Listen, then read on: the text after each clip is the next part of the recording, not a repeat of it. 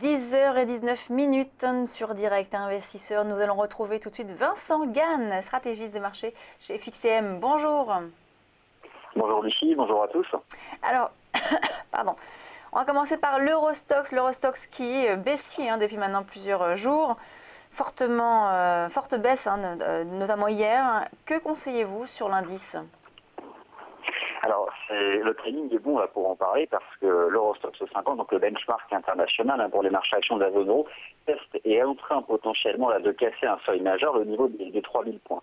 Alors, ce niveau des 3000 points, c'est une frontière chartiste très importante parce que c'est le garant du marché haussier depuis l'année 2013, un niveau de prix qui a soutenu les cours en 2015 lorsqu'il y a eu des chocs baissiers sur les marchés actions. Et ce matin, le niveau est en train d'être emporté. Donc clairement, le véritable risque pour l'Eurostoxx 50, aujourd'hui, c'est de basculer significativement sous ce niveau des 3000 points, ce qui fera le signal de l'analyse technique pour la prolongation du marché baissier qui a démarré au début du mois de décembre dernier, et qui s'est renforcé depuis le début de l'année avec la conjonction d'un certain nombre de risques fondamentaux sur lesquels on va revenir dans un instant, notamment la Chine. Ouais. En tout cas, ce qu'il faut retenir de l'Eurostoxx 50 aujourd'hui, c'est qu'il est en train de casser le niveau des 3000 points. Alors, la séance, elle n'est pas terminée, ça peut tenir, on verra bien la clôture ce soir, mais clairement, il n'y a pas d'acheteurs d'indices boursiers à l'heure actuelle.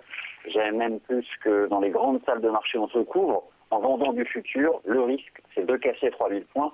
Et si vous vous intéressez à cet indice dans le cadre de stratégie de trading, si je devais là donner des objectifs de cours, encore une fois, de l'analyse technique, si le marché casse ces 3000 points, ce qu'il est bien parti pour faire, c'est d'aller chercher à terme un niveau important à 2875 points. Donc, je pense que les marchés actions de la zone euro peuvent encore perdre 4 à 5% lors des prochaines semaines. Et en tout cas, c'est ce que m'indiquent là les pressions baissières et la cassure en cours sur l'Eurostoxx 50. Donc là, on peut se positionner donc à la vente et viser, donc, vous dites, les 2895 points sur l'Eurostoxx pour quelques semaines. Alors, lorsqu'on est dans un marché baissier, l'idée c'est quoi? C'est qu'on utilise les résistances pour vendre. C'était hier que le marché européen était sous résistance. Les 3100 points de l'Eurostoxx 50 qui ont été vendus lorsque la tentative de rebond du prix du pétrole a échoué. Maintenant, en l'état, dans un marché baissier, on peut en effet profiter des cassures, encore faut-il qu'elles soient avérées. Si le marché brise ces 3000 points, je vous confirme en effet que je viserai 2875 points. 75, d'accord.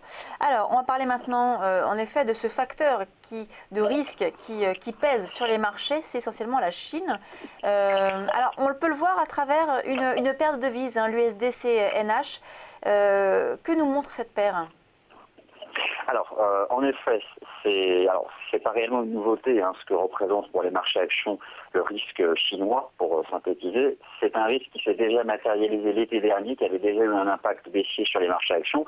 Maintenant, que se passe-t-il? On sait que la Chine, la Banque populaire de Chine, cherche à dévaluer sa devise, d'évaluer les yuan renminbi sur le marché d'échange, ce qui se traduit donc par une tendance haussière sur un taux de change comme l'USD-CNH, le dollar américain, face au yuan renminbi offshore. Mais concrètement, c'est la même tendance que la tendance du dollar américain face à la devise officielle, celle qui est gérée par la Banque populaire. Alors, ce qui se passe en fait depuis le début de l'année, c'est que cette dévaluation qui est gérée par la Banque populaire de Chine, eh bien, la Chine a perdu un peu le contrôle de cette dévaluation, elle s'est accélérée, il y a eu une augmentation de la volatilité, et sur ce taux de change USD-CNH, la tendance haussière qui se prolonge, et qui est assez violente sur certaines séances, traduit justement les anticipations de volatilité par les investisseurs internationaux vis-à-vis de la dynamique de la monnaie chinoise. Et ça, c'est quelque chose qui stresse énormément les marchés actions, et que je relevais d'ailleurs ce matin, c'est une capture d'écran que je vous ai envoyée, que j'ai réalisée ce matin, montrant justement que la tendance haussière du dollar américain face à la devise chinoise a été réengagée ce matin, ce qui peut expliquer en partie les pressions vendeuses en session européenne sur les actions de la zone euro, avec là l'Eurostoxx 50 qui est donc en train de casser le support des 3000 points. D'accord, donc si on veut par exemple quand même bien jouer cette paire, que recommandez-vous ?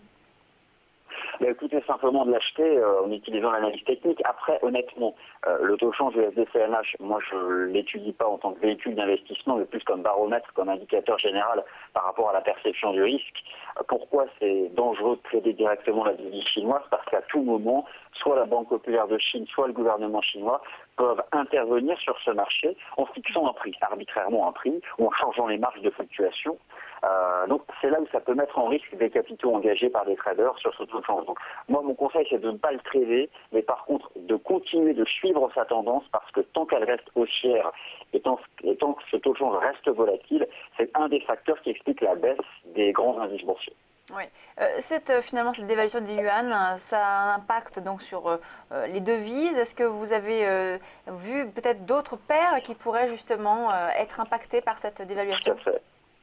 Tout à fait. Alors, c'est une excellente question. En effet, sur le marché d'échange, il y a des devises majeures, là, qui pour le coup sont beaucoup plus facilement tradables, avec moins de risques. Et en effet, il y a deux devises qui souffrent énormément de la dévaluation, avec moins de contrôle qu'auparavant de la devise chinoise. C'est le dollar néo-zélandais et le dollar australien. Alors, encore une fois, face au dollar américain.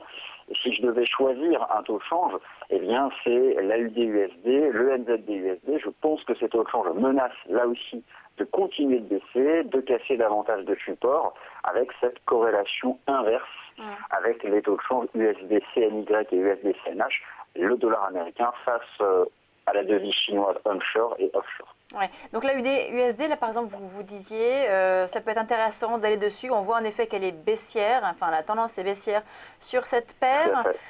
On a quand même on a l'impression qu'on a quand même une consolidation depuis maintenant plusieurs mois sur cette paire. Comment est-ce qu'on peut la trader?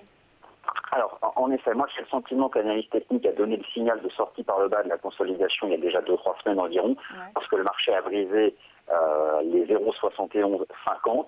Maintenant, moi, si je devais vous donner un objectif de cours, c'est tout simplement les plus bas de l'année dernière, c'est 0,6890 $.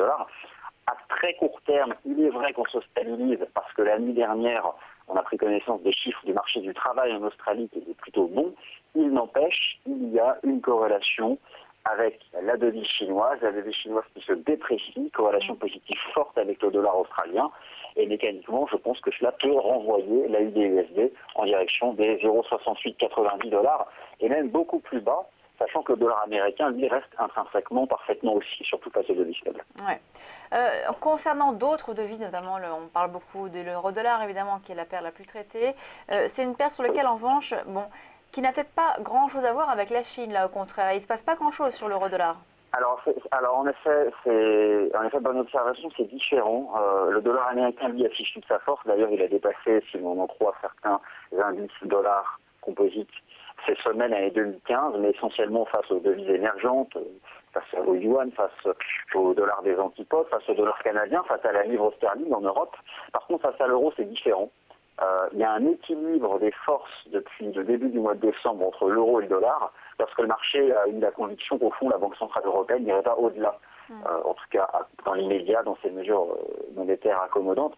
Donc honnêtement, le dollar américain est fort, mais mieux vaut éviter de shorter l'euro-dollar tant que le taux de change se maintient au-dessus du support à 1,08 $. Oui, il vaut mieux. Là, oui, parce que beaucoup disent que justement, on attend un rebond pour justement repartir à la baisse. Là, vous pensez qu'on va vraiment avoir un rebond sur l'euro-dollar? Écoutez, moi je pense que l'euro-dollar, il est neutre désormais. Il peut osciller pendant plusieurs semaines entre 1,08, 1,1050, 1,11. Et je pense qu'il a perdu ce premier trimestre sa nature directionnelle. Et là, je ne vois pas vraiment ce qui pourrait changer la donne. D'accord. Donc, on reste à l'écart de l'euro-dollar selon vous? Alors, ou est-ce qu'on continue à progresser? On se positionne plutôt à l'achat? On peut toujours trader l'euro-dollar en intraday. Là, il est plutôt en train de donner des signaux d'achat en dépassant des résistances. Donc, je ne serais pas surpris qu'on remonte à 1,10 $. Mais par contre, si vous êtes à la recherche de mouvements beaucoup plus directionnels, oui, c'est clair, autant oublier l'euro-dollar. Il y a 100 fois mieux à faire sur le marché des changes actuellement. Merci beaucoup, Vincent Gane, stratégiste de devise chez FXCM. On marque une pause, on se retrouve tout de suite sur Direct Investisseur.